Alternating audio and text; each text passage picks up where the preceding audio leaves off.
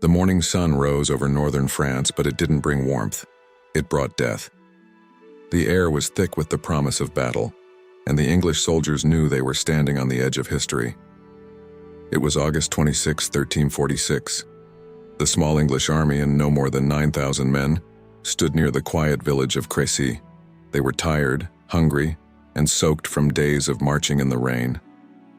Across the valley, the ground trembled as 30,000 French soldiers, armored knights, proud nobles, and glittering banners, gathered in a sea of steel.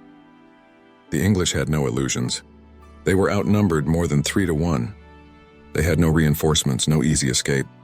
Only bows, courage, and a king who refused to kneel. King Edward III stood among his men, his armor dark with mud.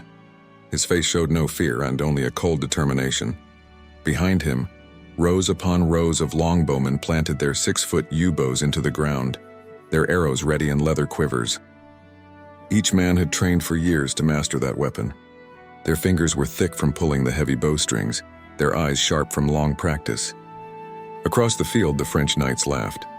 To them, the English looked like peasants, foot soldiers in rags standing on uneven ground. The French nobles had fought their whole lives believing honor rode on horseback, but on this day, that belief would die in the mud. The English king looked toward the horizon, where thunder rolled from distant hooves.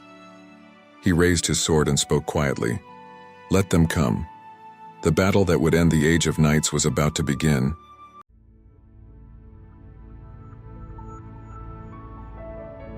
The knights charged with thunder in their hearts, but what met them was not steel or sword. It was a storm from the sky. The French banners rippled in the wind as the trumpets blared. Thousands of armored riders lowered their lances and began to charge uphill toward the English lines. The ground shook like an earthquake. Horses snorted, men shouted prayers, and the earth turned to dust under pounding hooves. But the English were silent. Then from behind wooden stakes and shallow trenches came a sound, a distant hiss like rain. It grew louder, sharper, unstoppable. Tens of thousands of arrows darkened the sky. Each arrow came down with the force of death itself. Armor plates clanged. Horses screamed. Knights toppled before they even saw their enemies. The longbow, simple, wooden, deadly, became the great equalizer. It needed no noble birth, only skill and strength. Each English archer could loose 10 to 12 arrows every minute, faster than the French could reload their crossbows or regroup their lines. Within minutes, the first French wave crumbled. The charge that was meant to break the English turned into chaos. Horses crashing into fallen men, riders tripping over corpses, confusion spreading like fire. King Edward watched calmly from his hill. His young son, the Prince of Wales, just 16 years old, commanded part of the line. When the French tried to break through, the prince stood firm among his men, earning the name the Black Prince for his courage and black armor. Still, the French sent in wave after wave. Each one met the same fate, torn apart by a rain of arrows and the steady courage of men who refused to run. The longbowmen didn't just fight, they changed the rules. By the time the last arrows fell, the proud charge of France had become a nightmare. And the English hadn't even moved.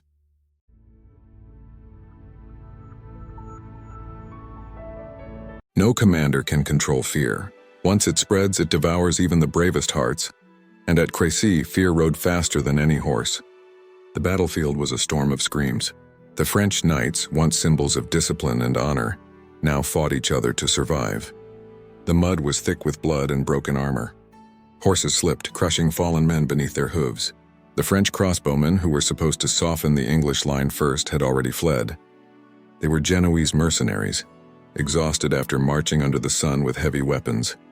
When they tried to fire, their bowstrings were wet and useless from the rain. Seeing them retreat, the French knights in their arrogance accused them of cowardice and cut them down themselves. That single mistake shattered the French command. Behind the first ranks, more French knights charged forward, unaware that their comrades had already fallen. The narrow valley turned into a trap, a wall of armored men pressing forward into death. The English archers didn't need to move. They simply adjusted their aim and fired into the crowded mass. Arrows punched through helmets, pierced chainmail, and found the gaps between armor plates. The knights couldn't move fast enough, couldn't breathe, couldn't fight back. Their armor, once their greatest protection, had become their coffin. The French king Philip VI watched in horror as his army dissolved before his eyes. He tried to rally them, waving his sword and shouting for courage. But the noise was too great and the arrows too many. By mid-afternoon, the valley was carpeted with bodies. Steel blood and mud mixed together in a grotesque sea. The English lines remained firm. Behind their wooden defenses, the archers rested their arms and smiled grimly. They knew they were witnessing something the world had never seen, the death of an old order.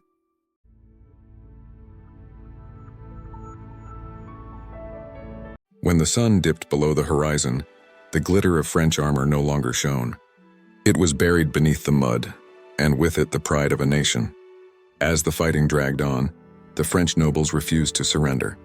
Honor demanded they charge again and again, even as the field swallowed them whole. But each charge ended the same, in blood and humiliation. One by one, the greatest names of France fell, counts, barons, and lords, men whose families had ruled for centuries. More than 2,500 nobles died that day. The English soldiers, filthy and exhausted, barely believed what they saw. They had fought kings and crushed legends. Their losses? Barely 40 men.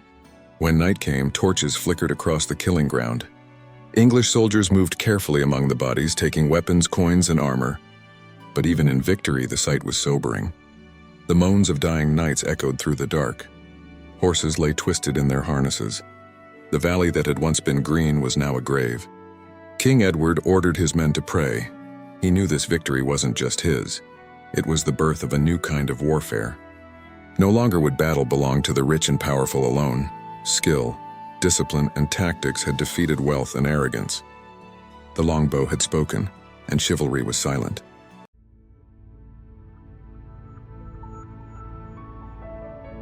When dawn rose over Crécy, it revealed more than a battlefield. It revealed a new world, one shaped not by knights but by the common man's bow. The next morning, the mist rolled over the valley. Crows gathered in the trees. The air smelled of smoke and iron. The English soldiers stood among the ruins of an army that had once seemed invincible.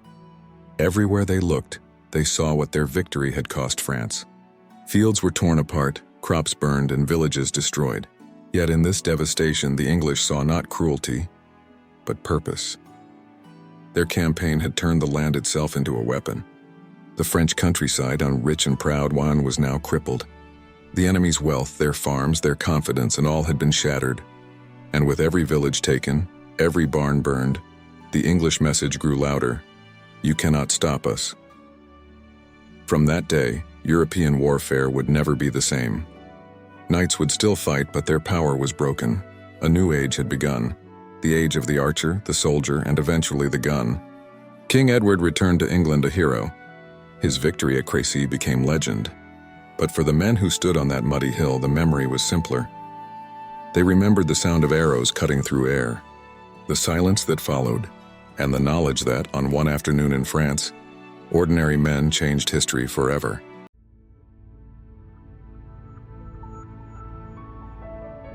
History would write of Crécy as a triumph of tactics, a lesson in discipline, a symbol of innovation.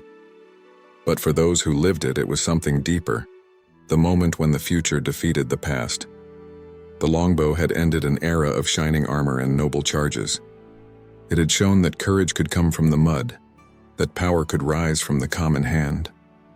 In a single afternoon, the English archers made the knights useless. And the world never forgot the day when the sky itself turned against them.